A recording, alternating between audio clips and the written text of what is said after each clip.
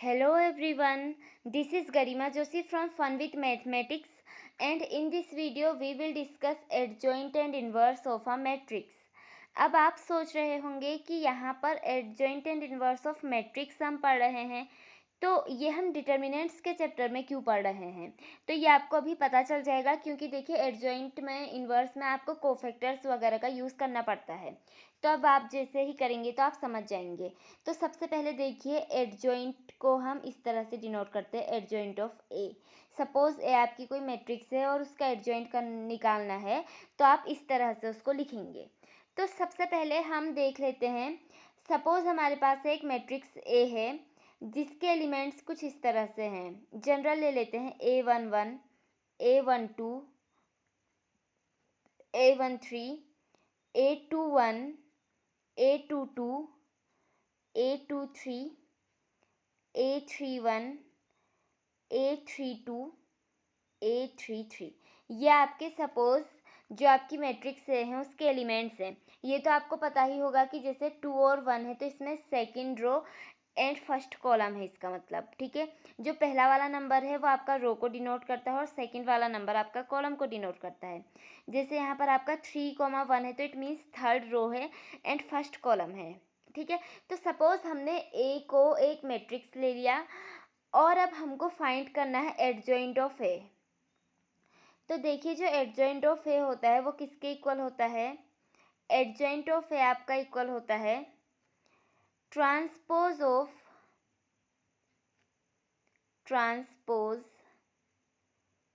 Of A11, A12, A13, A21, A22, A23, A31, A32 and A33। अब आपको कुछ याद आ रहा है इसको देख के? ये जो ए लिखा है ये आप याद करिए, आपने इससे प्रीवियस वाली एक्सरसाइज में पढ़ा था कोफैक्टर्स। कोफैक्टर्स को हम कैसे डिनोट करते थे? कैपिटल AIJ से। ये वही तो है, देखिए A11, यहाँ पे I और J 1 और 1 है, तो ये सब जो है ना ये आपके कोफैक्टर्स हैं। और मैंने आपको प्रीवियस वीडियोस में बताया भी था कि कोफैक्टर्स को कैसे फाइंड करते हैं। जैसे आपके पास सपोज AIJ है तो उसकी वैल्यू क्या होती है? -1 की power I plus J into में MIJ।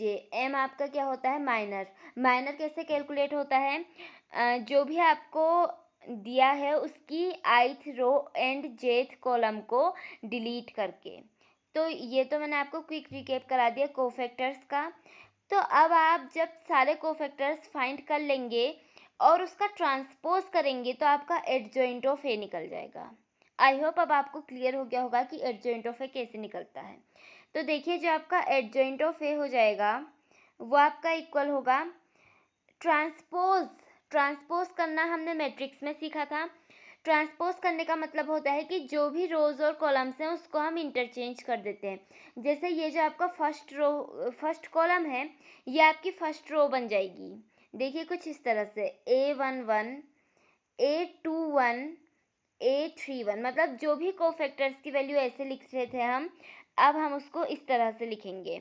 इसी तरह से सेकंड रो में आपका सेकंड कॉलम आ जाएगा। ये आपका है A12, A22, A32। उसके बाद आपका आ जाएगा A13, A23 एंड A33। तो ये तो हमने जनरल बात कर ली है कि आप एडजॉइंट को किस तरह से लिखते हैं। ओके, अब इसके बाद हम कुछ एग्जाम्पल देख लेते हैं। सबसे पहले एक एग्जाम्पल ले लेते हैं 2/2 का। तो सपोज हमारे पास कोई 2/2 की मैट्रिक्स है। सपोज हम मैट्रिक्स ले लेते हैं A = ये है आपके पास 2, 3, 1 and 4 and we need to calculate its adjoint. तो देखिए एडजॉइंट को कैसे फाइंड कर सकते हैं। आपका एडजॉइंट निकालने के लिए सबसे पहले आपको चाहिए ये चीज़ें चाहिए ना, जैसे एडजॉइंट ऑफ ए का आपको एडजॉइंट निकालना है, तो वो आपका किसके इक्वल है? सबसे पहले तो ये देखिए, ट्रांसपोज ऑफ A11 A12 इस तरह से होगा ना, तो देखिए A11 A12 A21 और A22 होता था, इज इट? लेकिन इसका ट्रांसपोज है, तो ट्रांसपोज है तो हम इसको देखिए किस तरह से लिख सकते हैं। A11 के बाद हम A12 को यहाँ पर लिख लेते हैं, A12, उसके बाद A21 यहाँ पर और A22 यहाँ पर। इस तरह से हम इस A का एडजॉइंट निकालेंगे। अब आप देखिए आपकी A11 की वैल्यू क्या हो जाएगी। तो A11 निकालने से पहले आप M11 निकाल लीजिए। First row and first column को डिलीट करिए तो आपके पास बचेगा 4। तो M11 आपका 4 है। इसी तरह से देखिए M12, M13 और M14 कैलकुलेट कर लीजिए। तो देखिए M12 आपका आ जाएगा 1, M13 आपका आ जाएगा 3 और M14, अच्छा सॉरी, ये 13 और 14 नहीं है, ये आपका M21 और M22 है। ठीक है, तो M21 आपका आ जाएगा 3 और M22 आपका आ जाएगा, कितना आएगा M22, इसको और इसको कैंसिल करिए तो आपका आ रहा है 2। ठीक है, अब आप देखिए A11 A12 A21 and A22, देखिए आप कितने आ रहे हैं। इसमें A का फॉर्मूला आपका क्या होता है? -1 की पावर i प्लस जे। अब मैंने आपसे कहा था कि -1 की पावर i प्लस जे में जो आपका अगर i प्लस जे इवन है, इसका मतलब पॉजिटिव साइन रहेगा, अगर आपका ऑड है तो नेगेटिव हो जाएगा, है ना, क्योंकि -1 की पावर i प्लस जे है। तो ये अगर ऑड है तो ये आपका -1 रहेगा। तो देखिए यहाँ पर आपका 1 + 2 ऑड है तो एक यहाँ पर माइनस आएगा, और एक 2 + 1 आपका ऑड है तो यहाँ पर माइनस आएगा। तो ये आपके A11 आपका 4 आ जाएगा, ये आपका -1, ये आपका -3 और ये आपका आ जाएगा 2। अब आप इसके बाद देखिए जो आपका एडजॉइंट ऑफ ए होगा, आपका जो एडजॉइंट ऑफ ए होगा that will be equals to, देखिए आपका पहला एलिमेंट A11 होना चाहिए जो कि आपका है 4, फिर A12 आपका -1 है, यहाँ पर आएगा -1, यहाँ पर नहीं आएगा, ये गलत है। -1 जो आपकी A12 की वैल्यू है वो आपका यहाँ पर आएगा। ओके, इसके बाद A21 -3 और फिर A22 आपका कितना आ रहा है? 2। तो ये आपके एडजॉइंट ए की वैल्यू हो गई। This is your final answer. तो इस तरह से आप किसी भी 2x2 मैट्रिक्स का एडजॉइंट फाइंड कर सकते हैं। ओके, अब इसके बाद हम इसका शॉर्टकट देखते हैं। ये तो था आपका 4 2x2 मैट्रिक्स। ठीक है, अब एक काम करते हैं, इसका शॉर्टकट देख लेते हैं। तो अब हम इसका देखेंगे शॉर्टकट। तो अब आप ध्यान से देखिएगा, मैट्रिक्स हमारे पास क्या थी? 2 3 1 एंड 4। आपको क्या करना है ना, आपको ये वाला जो पोर्शन है इसको कर देना है इंटरचेंज। क्या करना है इसको? इंटरचेंज। मतलब कि 4 आपका यहाँ पर है तो 4 को आपको 2 की प्लेस में लिखना है और 2 को आपको 4 की प्लेस में लिखना है, कुछ इस तरह से। यहाँ पर 4 और यहाँ पर 2। ओके, अब इसके बाद जो ये वाला है आपका, इसमें आपको साइन को चेंज करना है। क्या चेंज करना है? Change sign. मतलब कि ये आपका 3 पॉजिटिव में है तो यहाँ पर आपका नेगेटिव में आ जाएगा, और ऐसे आपका यहाँ पर -1 आ जाएगा। ठीक है, यहाँ पर आपको प्लेस चेंज नहीं करनी है, बस साइन को चेंज करना है, और इस वाले के लिए आपको इनको आपस में इंटरचेंज करना है। And this is your final answer. बस इतना ही करना था और आपका आंसर आ चुका है। मैच कर लीजिए। देखिए जब हमने पूरा माइनर्स कोफैक्टर्स निकाले, उसके बाद कोफैक्टर्स का ट्रांसपोज किया, तो आंसर हमारा ये आया। और ये जो आंसर है ये आपका इस वाले के इक्वल है, देख लीजिए। तो इस तरह से हम शॉर्टकट से भी फाइंड कर सकते हैं। अब इसके बाद देखिए, अब हम ऐसा करते हैं 3x3 मैट्रिक्स के लिए देख लेते हैं। तो एग्जाम्पल फॉर 3x3 मैट्रिक्स। अब आप देखिए, सपोज हमारे पास मैट्रिक्स ए है 1 1 1 3 4 3 3 3 एंड 4, ये आपका NCERT का एग्जाम्पल है। ठीक है, तो अब आप देखिए, हमको इसका suppose adjoint of A find करना है हमें। ए आपको गिवन है, तो हम इसमें सबसे पहले कोफैक्टर्स को फाइंड करने की कोशिश करेंगे। अब तो आपको पैटर्न पता है ना, तो देखिए कोफैक्टर्स कैसे आएंगे आपके। देखिए आपका A11 A12 A13 A21 A22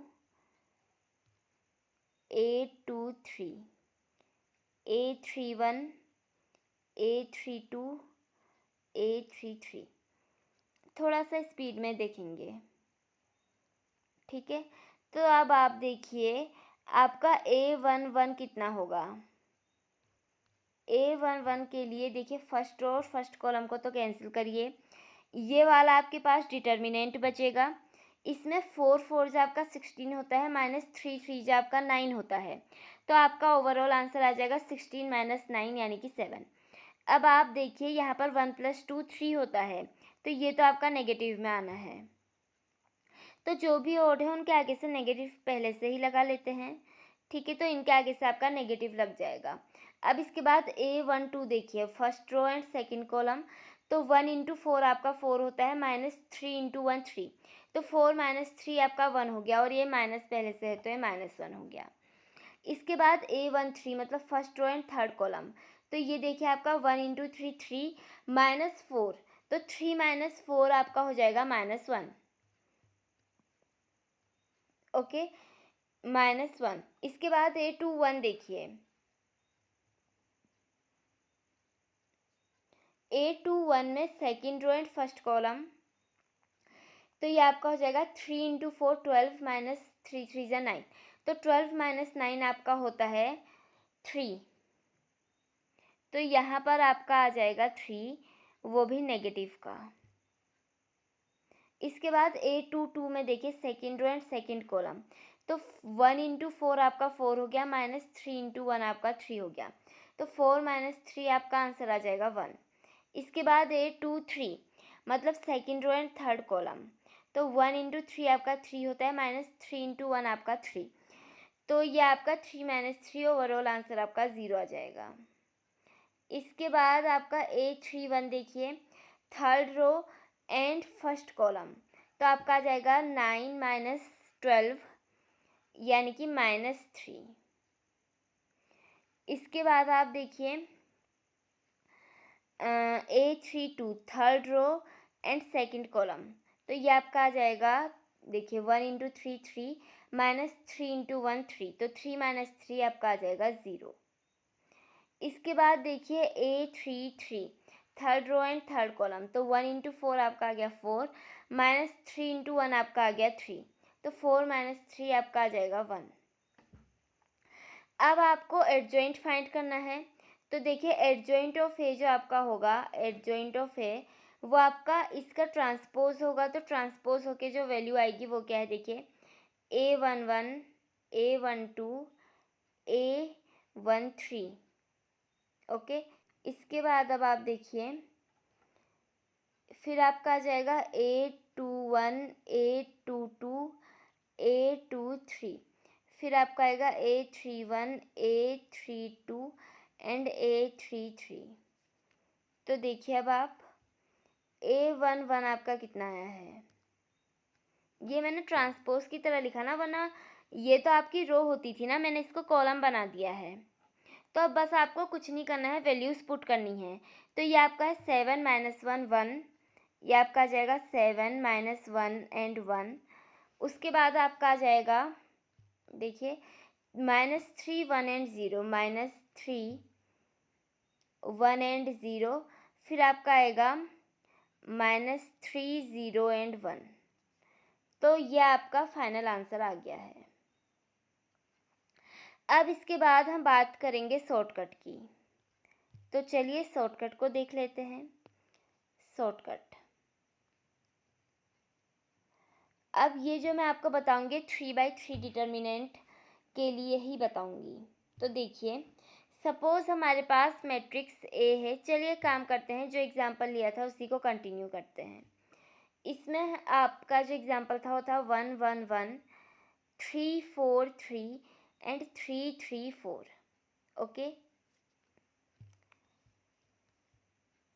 अब इसके बाद आप देखिए, अब ध्यान से देखिएगा शॉर्टकट को कैसे फाइंड किया जा सकता है। तो सबसे पहले तो आप ये देखिए, जब भी आपको शॉर्टकट फाइंड करना होगा तो आप इसमें बीचों बीच वाला नंबर लेंगे, जैसे कि इस तरह से आपने बनाया, और इसमें आपने बीचों बीच वाला नंबर ले लिया जो कि आपका 4 है। उसको लेने के बाद आप उसके नीचे वाला नंबर लेंगे, फिर उसके ऊपर वाला नंबर, और फिर दोबारा से वो वाला नंबर। समझ रहे हैं ना पैटर्न कैसा बन रहा है? पहले बीच वाला नंबर, फिर उसके नीचे वाला, फिर उसके ऊपर वाला, और फिर दोबारा से वही वाला। तो इस टाइप का पैटर्न आपको देखने को मिल जाएगा। तो देखिए, ये आपका 4 है, इसके बाद आपका आएगा 3, फिर आपका दोबारा से 3 आएगा, और फिर आपका 4 आएगा। तो ये आपका हो जाएगा 4 3 3 एंड 4। समझ में आया ना? 4 3 3 एंड 4। अब आप देखिए एक और चीज़, देखिए हम हमेशा इस डायरेक्शन में घूमेंगे, ठीक है? मतलब अभी हमने इस वाले में देखा ना, अब हम यहाँ घूम के इसमें देखेंगे, फिर जब ये इसमें हम देख लेंगे तो यहाँ घूम के फर्स्ट में आ जाएंगे, और फिर साइकिल को कंप्लीट करने के लिए दोबारा उसको लिखेंगे। तो इस तरह से हमें एक साइकिल को कंप्लीट करना है। कौन सी डायरेक्शन में? एंटी क्लॉकवाइज डायरेक्शन में। तो इसमें हमने कर लिया, सेम चीज़ अब हम इसमें करेंगे। तो देखिए, सबसे पहले 3, फिर 4, फिर 3, और फिर दोबारा से 3। तो आपका यहाँ पर क्या आ जाएगा? 3 4 3 एंड 3। समझ में आया ना? अब इसके बाद आप देखिए, उसके बाद देखिए यहाँ से घूम के आप इसमें आओगे फर्स्ट वाले में। तो देखिए इसमें कैसे होगा, 1 1 1 एंड 1। तो 4 बार आपका 1 आएगा। तो ये आपका आ जाएगा 1 1 1 एंड 1। अब दोबारा से घूम के आपको यहीं पर आना है, तो इस वाले को आप दोबारा लिख दीजिए। तो अब तो इसको हम दोबारा यहीं से लिख सकते हैं ना, इसको रिपीट कर दीजिए, 4 3 3 एंड 4। इस तरह से एक साइकिल आपको कंप्लीट करनी है, ठीक है? अब कुछ नहीं है, अब इसको फाइंड करना बहुत इजी है। अब आप देखिए, ये आपका इक्वल हो जाएगा, देखिए इसमें अब आप कैसे सॉल्व करेंगे? सबसे पहले इस वाले को सॉल्व करिए। तो ये आपका आ जाएगा, कितना आएगा? देखिए 4 × 4 आपका होता है 16, इज इट? 4 × 4 आपका होता है 16, -3 × 3 आपका हो जाएगा 9। तो पहला एलिमेंट तो आपका आ गया 16 - 9, जो कि आपका किसके इक्वल होता है? 7 के इक्वल। तो यहाँ पर मैं लिख देती हूँ 7। ओके, अब इसके बाद आप देखिए, फिर आप इसको इसके साथ और इसको इसके साथ, मतलब पहले आपने इसको सॉल्व किया, उसके बाद अब आप इसको सॉल्व करेंगे। तो देखिए, जब आप इसे सॉल्व करेंगे तो 3 1 जा 3 -4 1 जा 4। तो 3 - 4 आपका कितना हो जाएगा? 3 - 4 आपका हो जाएगा -1। इसके बाद देखिए 1 × 3 3, -4 × 1 4। तो ये आपका 3 - 4 आ गया दोबारा से, जो कि आपका -1 है। इसके बाद अब आप देख लीजिए, 3 3 जा 9, -4 3 जा 12। तो ये आपका आ जाएगा 9 - 12 यानी कि -3। उसके बाद देखिए 4 1 जा 4, -3 1 जा 3। तो 4 - 3 आपका आ जाएगा 1। इसके बाद 1 × 3 3, -1 × 3 3। तो आपका ओवरऑल आंसर आ जाएगा इस बार 0।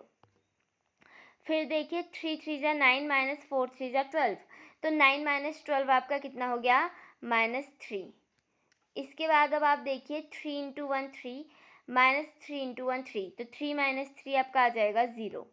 फिर आपका 1 इंटू 4 4 माइनस 1 इंटू 3 3, और 4 माइनस 3 आपका होता है 1।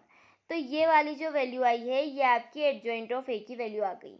देखिए बस सिर्फ 2 स्टेप हमने किए, ये तो हमको क्वेश्चन में गिवन था, 2 स्टेप्स में हमने कंप्लीट आंसर फाइंड कर लिया है। और अब आप आंसर मैच कर लीजिए, दोनों आंसर आपके सेम हैं, ये देखिए। अब इसके बाद आप देखिए, ये तो हमने 2/2 और 3/3 की मैट्रिक्स के लिए हमने फाइंड कर लिए, साथ में हमने शॉर्टकट भी देखा कि एडजॉइंट इनमें कैसे फाइंड किया जाता है। अब मैं आपको एक इम्पोर्टेंट टर्म बताती हूँ, कुछ की पॉइंट्स देख लीजिए।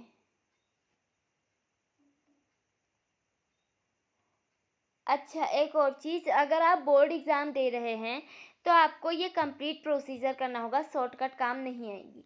शॉर्टकट को आप यूज़ कर सकते हैं क्वेश्चन रिचेक करने के लिए, या फिर अगर आपका मल्टीपल चॉइस क्वेश्चन आ सकता है तभी आप यूज़ कर सकते हैं, वरना आपको इस तरह से ही करना पड़ेगा। इसका आपको एडजॉइंट फाइंड करने के लिए आपको कोफैक्टर्स फाइंड करने पड़ेंगे, और उसका ट्रांसपोज जो होगा वो आपका एडजॉइंट ए के इक्वल होगा।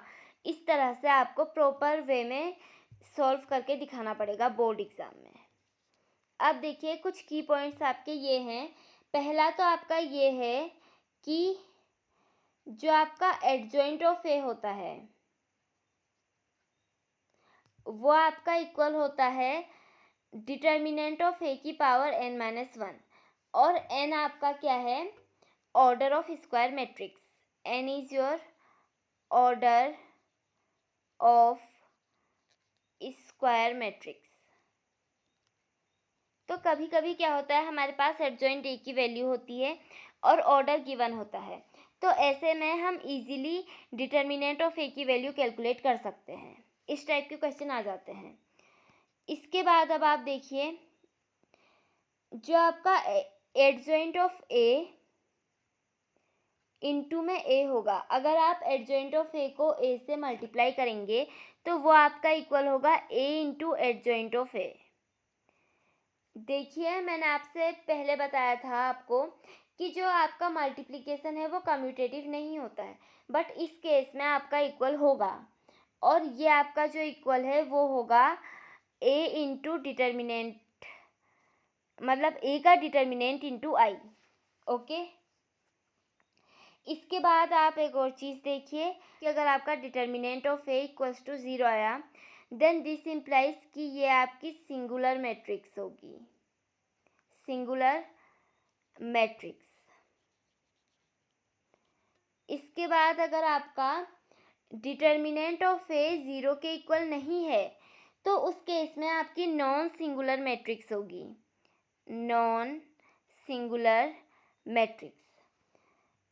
अब आप आगे देखिए, इसके बाद एक और पॉइंट है, देखिए अगर आपका ए और बी नॉन सिंगुलर मैट्रिक्स है सेम ऑर्डर की, if A and B are non singular matrix, non singular matrix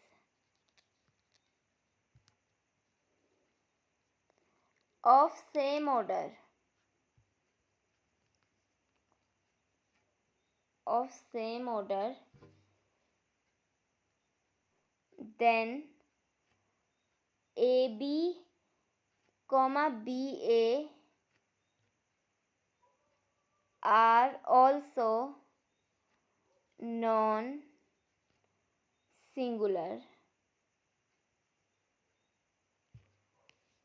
okay, अब आप देखिए इस पॉइंट का ये मतलब है कि अगर आपके ए और बी नॉन सिंगुलर मैट्रिक्स हैं तो इस केस में जो आपका ए मल्टीप्लाई बी या फिर बी मल्टीप्लाई ए है वो भी आपका नॉन सिंगुलर होगा। मैं आपको याद दिला दूं कि मैट्रिक्स के केस में ऐसा नहीं होता था। मैट्रिक्स के केस में अगर आपका ए और बी नॉन ज़ीरो हैं तो आपका ए बी ज़ीरो भी आ सकता है, या फिर आपका जो बी ए है वो आपका ज़ीरो के इक्वल भी आ सकता है, बट यहाँ पर ये पॉसिबल नहीं है। ए भी अगर आपके नॉन सिंगुलर मैट्रिक्स हैं तो इसका मतलब ये है कि ए बी और बी ए आपके नॉन सिंगुलर ही होंगे। ओके, देखिए इन्वर्स आपका क्या होता है,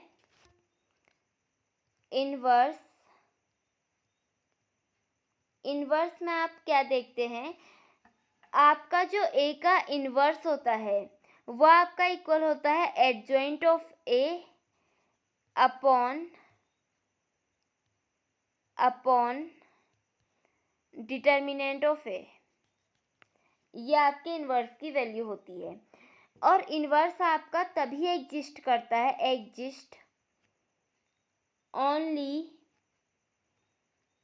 in non singular matrix, non singular matrix.